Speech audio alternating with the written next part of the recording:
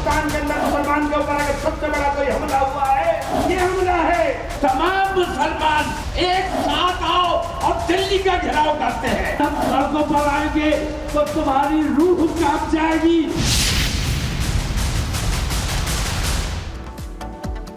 जयपुर में वक्फ बोर्ड के खिलाफ एक सभा का आयोजन किया गया और इस सभा में तमाम मुस्लिमों को इकट्ठे करके उनको भड़काने की कोशिश की गई। और ये प्रयास किया किसने? तौकीर रजा समेत तमाम उन लोगों ने जो सभी को एक साथ लेकर चलने की नसीहत देते हैं और संदेश देने की कोशिश करते हैं। लेकिन अब जो तस्वीर सामने आई है जयपुर से, उससे एक बात तो साफ हो गई है कि ये सरकार के खिलाफ तो मोर्चा खोलना चाहते हैं, सरकार की नींव हिलाने की धमकी तो दे ही रहे हैं, लेकिन साथ ही साथ वक्फ बिल को लेकर लोगों को भड़काने का प्रयास भी कर रहे हैं। रिपोर्ट देखिए।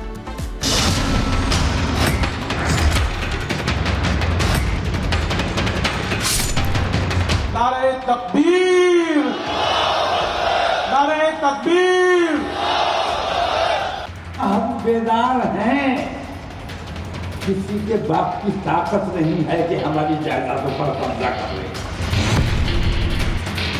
हमारी तादाद को छुपाते हो, जिस दिन हम सड़कों पर आएंगे तो तुम्हारी रूह कांप जाएगी। मैं समझता हूं आजादी के बाद हिंदुस्तान के अंदर मुसलमान के ऊपर अगर सबसे बड़ा कोई हमला हुआ है तो ये हमला है। वक्फ बिल के खिलाफ देश भर में मुसलमानों के ठेकेदार बने कुछ लोग अब खुलकर मोदी सरकार के खिलाफ आ गए हैं।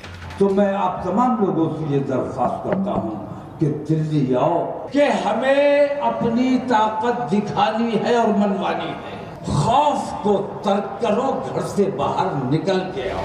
देश में माहौल अब ऐसा बनता जा रहा है कि देश का माहौल बिगाड़ने की कोशिश में लगे कुछ तथाकथित लोग अब चोरी छिपे नहीं बल्कि बड़ी बड़ी सभाएं करके हिंदुओं को खुलेआम धमकियां दे रखे हैं। ताजमहल के अंदर आप नमाज पढ़ेंगे, नहीं पढ़ेंगे एहतियात करोगे। कुछ भड़काऊ मौलाना और देश के कुछ तथाकथित मुसलमान अब खुलकर कह रहे हैं कि धक्का दे दो, सरकार गिरा दो और जो नबी की शान में गुस्ताखी कर रहा है उससे मत छोड़ो। आज ये फैशन बन गया है कि मुसलमानों के खिलाफ आवाज उठाओ, मुसलमानों को तकलीफ पहुंचाओ, मुसलमानों की लिंचिंग कर दो, मुसलमानों को जदोकोब कर दो, कुरान की बेहुरमती कर दो। अब तो साफ साफ दिख रहा है कि वक्फ संशोधन विधेयक तो सिर्फ बहाना है, असली मकसद तो मोदी सरकार को हिलाना है। वक्फ सिर्फ बहाना है, मकसद तो मोदी को सत्ता से हटाना है। और वक्फ तो सिर्फ बहाना है, मकसद तो नीतीश कुमार चंद्रबाबू नायडू को साथ लाकर गठबंधन तोड़वाना है। इस कानून के जरिए मुल्क के अंदर अफरा तफरी का माहौल पैदा करना चाहते हैं। इसलिए आप लोगों से कहना चाहता हूं, बेदार होने की जरूरत है और उन लोगों को पहचानने की जरूरत है, उन लोगों पर दबाव देने की जरूरत है। ये तमाम मेरे उलेमा इकराम बैठे हुए हैं कि इस वक्त नीतीश जी हो, चिराग पासवान हो, जयंत चौधरी हो और सबसे बड़े चंद्रबाबू नायडू हो, इन्हें पकड़ने की जरूरत है। इन भड़काऊ बयानों से एक बात तो साफ साफ समझ आ रही है कि क्या मुसलमानों को एकजुट करके किसी बड़ी साजिश की तैयारी हो रही है। आखिर क्यों ये मुसलमानों के ठेकेदार बने भड़काऊ मौलाना देश भर के मुसलमानों को एकजुट कर रहे हैं। रविवार को जयपुर में एकजुट होकर मौलाना तौकीर जैसे भड़काऊ भाईजान ने जो धमकी दी है वो कोई छोटी बात तो नहीं। और मैं कहता हूं, तुम आओ, 24 तारीख को ये बात होगी, ये दिखाया जाएगा कि आज हम पूरे अमन के साथ आए हैं, हाथ में तिरंगा लेकर आए हैं, कानून अपने हाथ में नहीं लिया है, कानून के दायरे में आए हैं। लेकिन अगर हमारी बातें नहीं मानी गई तो 15 दिन के बाद फिर आएंगे और उस दिन तुम्हारी जिम्मेदारी होगी, उस दिन हम अपने तरीके से आएंगे। हमारे नौजवान बुज़दिल नहीं है, ये बात मैंने बार बार कही है कि हमारे उलमा ने, हमारे दानिशवरों ने, हमारे कायदीन ने अपने नौजवानों को कंट्रोल करके रखा है। जिस दिन ये नौजवान हमारे कंट्रोल से बाहर हो गए तो तुम्हारे बस की बात नहीं है कि इनको कब्जे में कर सको।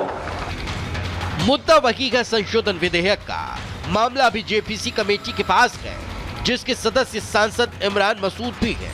लेकिन इमरान मसूद ज्वाइंट पार्लियामेंट्री समिति को अपनी राय देने के बावजूद अभी से मुसलमानों को भड़काने के काम में लग गए हैं। ताजमहल के अंदर आप नमाज पढ़ेंगे कि नहीं पढ़ेंगे, एहतियात करोगे।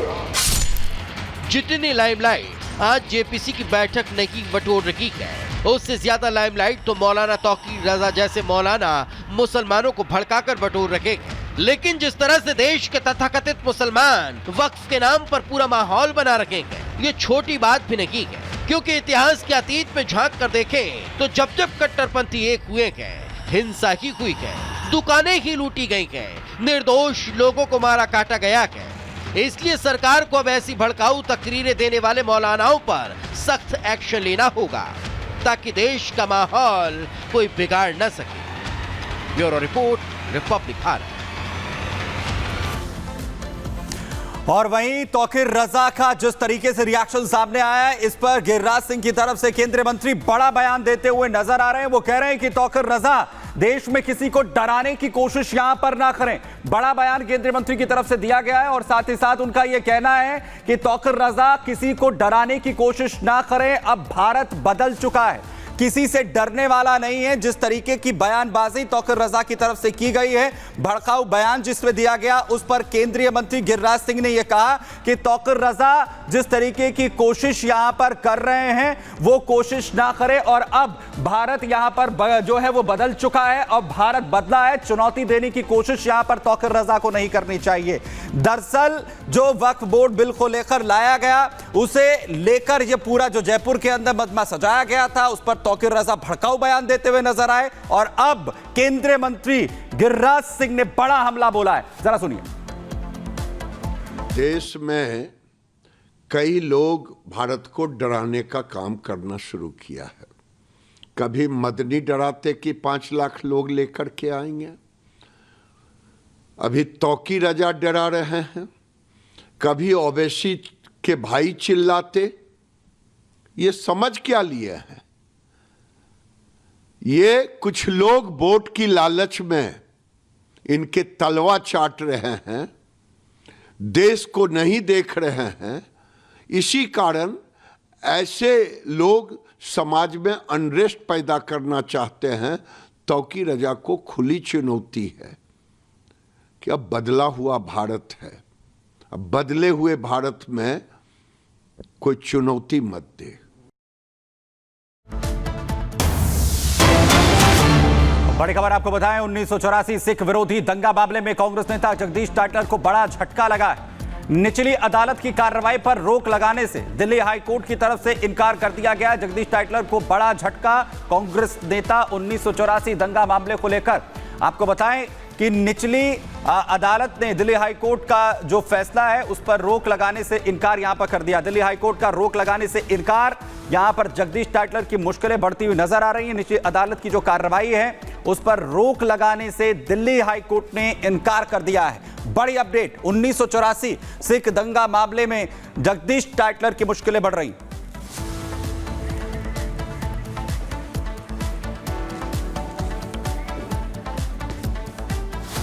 और वक्त एक छोटे से ब्रेक का है, लेकिन ब्रेक के बाद देखिए प्रहार सलोनी श्रीवास्तव के साथ।